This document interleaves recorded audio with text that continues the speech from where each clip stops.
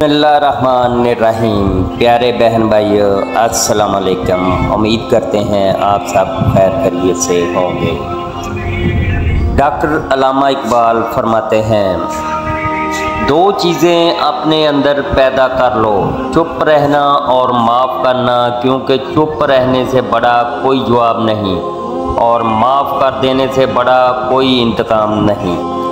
कुछ तकलीफ़ें हमारा इम्तहान लेने नहीं बल्कि अपने साथ जुड़े लोगों की पहचान कराने आती हैं। जब कोई शख्स खुद अपनी तारीफ़ करे तो इसका वक़ार ख़त्म हो जाता है।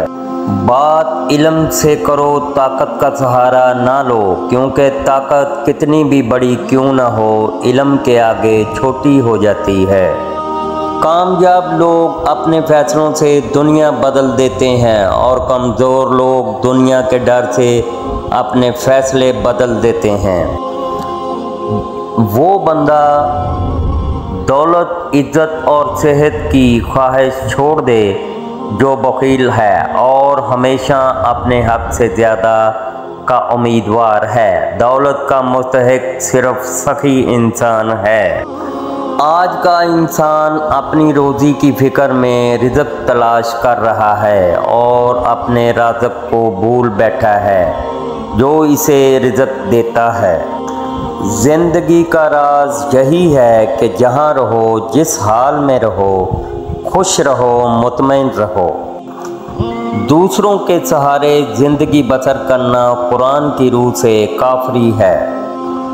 जब शायर की आंखें खुली होती हैं तो दुनिया की बंद होती हैं, और जब शायर की आंखें हमेशा के लिए बंद हो जाती हैं तो दुनिया की आंखें खुल जाती हैं।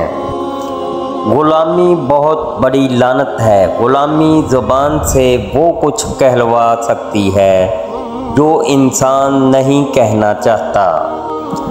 नेमत के बाद इंसान को ज़र्फ़ नसीब ना हो तो नेमत लानत बन जाती है। जो शख्स अपनी अज़मत के गीत गाए वो कभी अजीम नहीं हो सकता। इंसान को हमेशा याद रखना चाहिए कि नेक अमल कभी ज़ाया नहीं होता। आजकल तालीम ज़्यादा है और इल्म कम, जबकि पहले ज़माने में इल्म ज़्यादा था और तालीम कम। मैं तुम्हें मोमन की निशानी बताता हूँ, जब इसे मौत आती है तो इसके होंठों पर मुस्कुराहट होती है। मोहब्बत करने वाला बंदा खुदा की राह पर चलता है और मोमन और काफिर दोनों से मोहब्बत का इज़हार करता है।